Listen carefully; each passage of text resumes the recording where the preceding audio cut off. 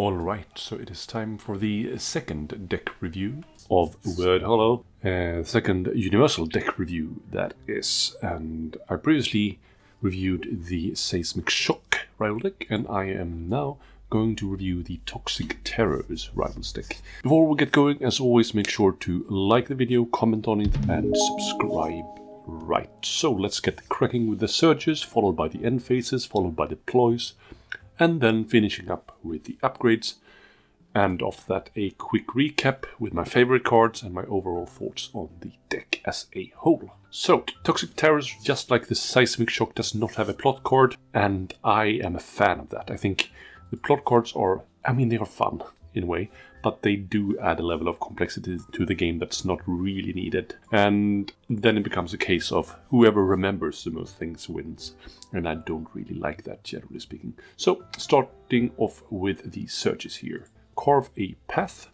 It scores immediately after a friendly leader's second or subsequent attack action in the same phase. Gain 1 additional glory if one or more of those attack actions were successful and made in enemy territory.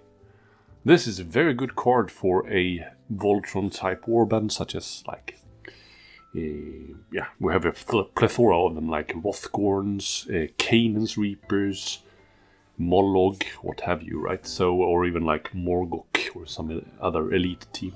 So, very good for certain type warbands. For other type warbands, it's not really a card you rate at all, so my rating here will be based on the warbands it is well suited for.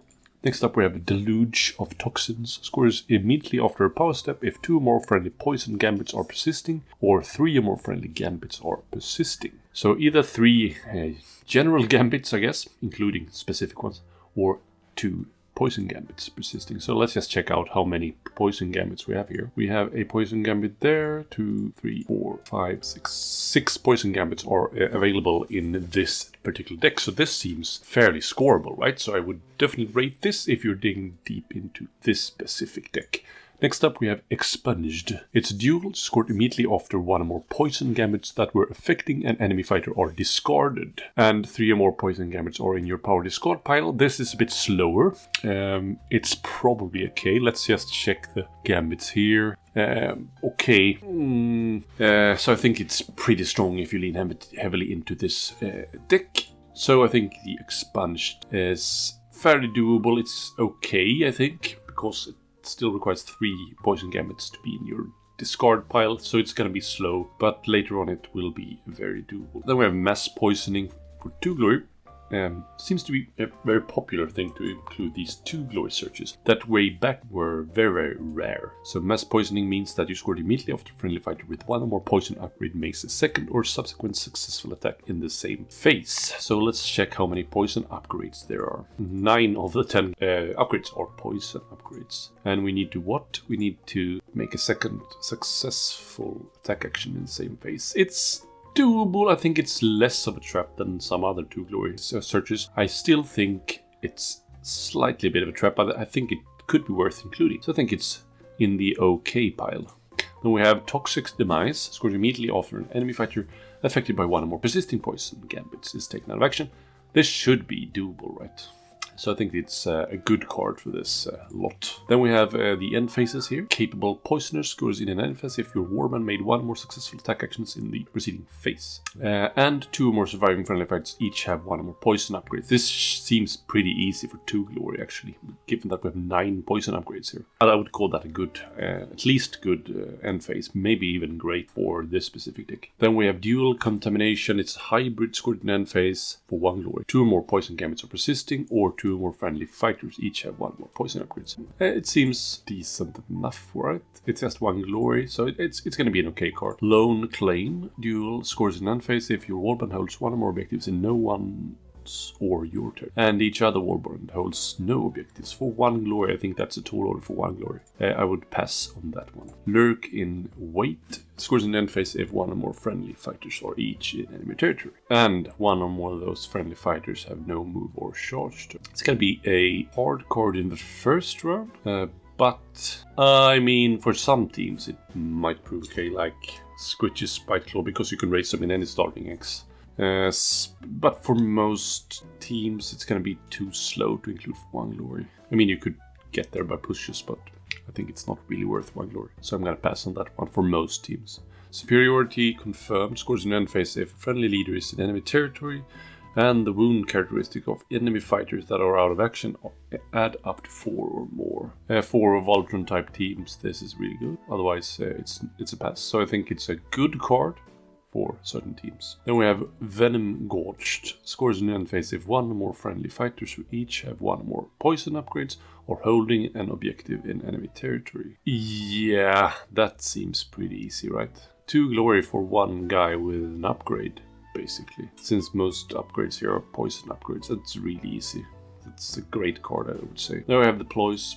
Starting out with Bleeding Out, which is a poison gambit. Choose 1 enemy fighter with 1 more wound counters, -1 move to a minimum of 0, and -1 defense to a minimum of 1 from the chosen fighter. This effect persists until the end of the round or until the chosen fighter is out of action. Generally speaking, I think nowadays fighters are kind of dead or unwounded a lot of the time. It's a rare thing to have wound counters en masse, so to speak. So I think it's not really all that great. And I mean, a lot of teams just have 1 defense anyway. I think it's a bit weak. But I mean, for the purpose of including poison cards, you might need to take it anyway. So let's just see. Choking Venom is also a poison card. Choose 1 friendly fighter. That fight is range 1 and 2. Attack action have Grievous 1. This effect persists until the end of the round or until the chosen fighter makes a successful range 1 and 2. So basically a Grievous 1 attack. I think that's pretty weak, generally speaking.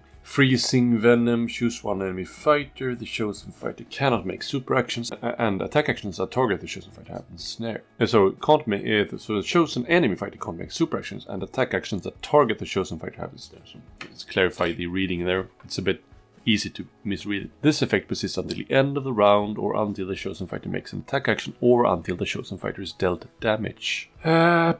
Could potentially prove very strong, right? If you have an overextended fighter far from everyone else and you can't make super actions, it could be pretty good.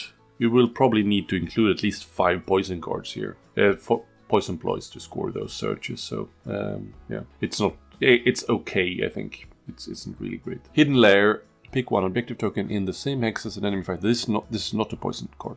That objective cannot be held. This effect persists until the end of the round or until the objective marker is flicked.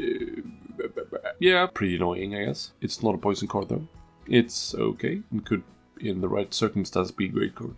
Ill Prepared. Poison. Choose 1 enemy fighter on a starting hex. Give the chosen fighter 1 move token.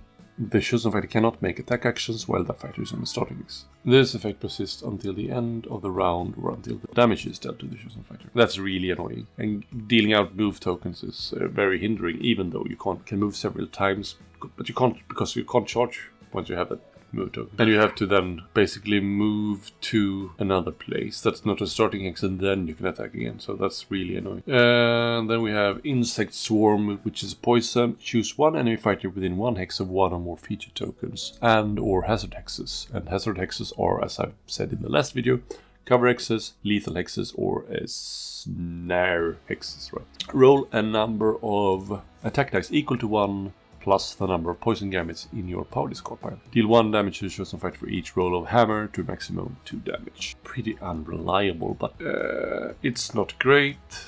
And it is not a poison that persists, it goes away directly. So, yeah.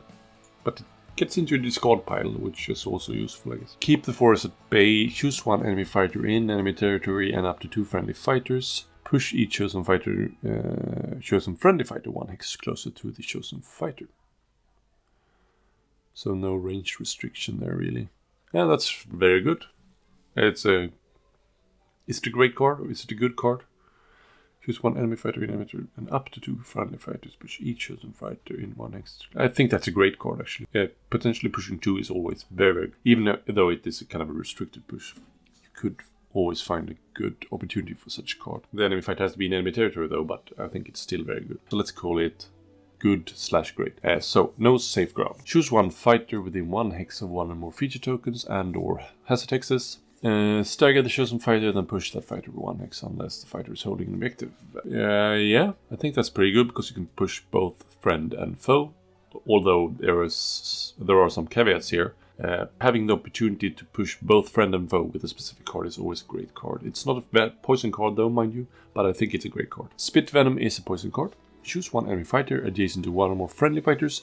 That fighter's defense characteristic is 1 dodge. This effect persists until the end of the round or until the chosen fighter is taken out of action. It could be strong, I guess. I mean, defense is something that has been a bit power creeped in later warbands, so this is pretty detrimental, really. So it's okay, I think. It's not great. A Venomous Blood reaction. Play this during a range 1 or range 2 attack actions that target a friendly fighter after the deal damage step. Stagger the attacker, then deal 1 damage to the attacker if the target has 1 or more poison upgrades. That's pretty good. You will probably have poison upgrades on a lot of your fighters. And this is surprise damage that's not telegraphed, so ping damage is really reliable actually. So I think it's a good card. Then we have upgrades, and none have fighter restrictions here, which is good. Obviously, because it's not a spellcasting set, and it's universal, so should be the case, right? Blighted Aura. Poison. You cannot give this to a large fighter, so it's kind of restricted anyway. -1 damage to minimum 1 from range 1 and range 2 attack actions that target this fighter if the attacker is affected by 1 or more persisting poison gambits. That's very telegraphed. I don't really like that a lot, actually. I think it's pass/okay. Blighted Touch. Poison, Cleave and Snare, Knockback and Stagger cannot affect this fighter during range 1 and 2. That target this fighter if the attacker is affected by 1 or more persisting poison gambits. The same there. It's a bit telegraphed, really. It might be the case that you can't really do anything about it anyway, but it's... And I mean, Cleave and Stagger, Knockback and Stagger isn't all that amazing, to be fair. +1 dice is the thing you want to kind of kill off, but that's not the case here, right? So I think it's like a pass, really. A Grim Trophies, poison upgrade, reaction after an activation step in which this fighter's attack action took an enemy fighter affected by 1 or more persisting poison gambits out of action.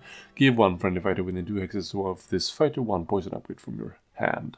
Do not spend any glory points when you do so. I think that's not really amazing. You are most of the time not really on your last unspent glory anyway, so dealing out upgrades for free isn't really amazing. So I think it's a pass. Then we have Poison Master. You cannot give this to a large fighter reaction. I'll use this during this fighter's attack action after the deal damage step. If the target is affected by 1 or more persisting poison gambits and would be taken out of action, draw 2 power cards. Use this during the fighter's attack action. Oh, yeah, that could be really good, drawing 2 power cards. If you have a reliable killer with a great accuracy attack lined up. This could be pretty good, right? It's at least okay, I think. I probably don't think it's more than okay. Poison Warp, Metallith. Poison and Metallith also cannot be given to a large fighter. Apparently large fighters don't like poison. Action. Push each fighter affected by 1 or more persisting poison gambits 1x closer to this fighter. If it's impossible to end a push closer to this fighter, the fighter is not pushed. Yeah, I'm not really a fan of it. Pass. Sneaky Weasel. Reaction after an activation step in which this fighter took 1 or more actions. Choose 1 enemy fighter that has 1 or more wound counters, or that has the lowest wound characteristic of each surviving enemy fighter. Then push this fighter 1 hex. The fighter must end that push closer to the chosen enemy fighter. I gotta read that again. Reaction. After an activation step in which this fighter took 1 or more actions, choose 1 enemy fighter that has 1 or more wound counters or has the lowest wound characteristic of each enemy fighter. Then push this fighter 1 hex. This fighter must end that push closer to the chosen enemy fighter. Yeah, I mean, push is always useful. You don't have to do it. It's a reaction. It's okay. It's very specific. Venom Bite Shank is an attack action upgrade and a poison keyword upgrade. It has range 1, 4 hammers, 1 damage with cleave. It can be affected by plus both dice and damage though. It's very, very accurate. So if you need accurate attacks and yes, successful attacks, this could be useful. I think it's an okay card, it's just 1 damage. Venom Bite Weapons is a poison upgrade. Play this only if there are 1 or more poison gambits in your power discard pile. When you give this upgrade to a fighter, pick up to 1 poison gambit from your power discard pile and put it beneath this card.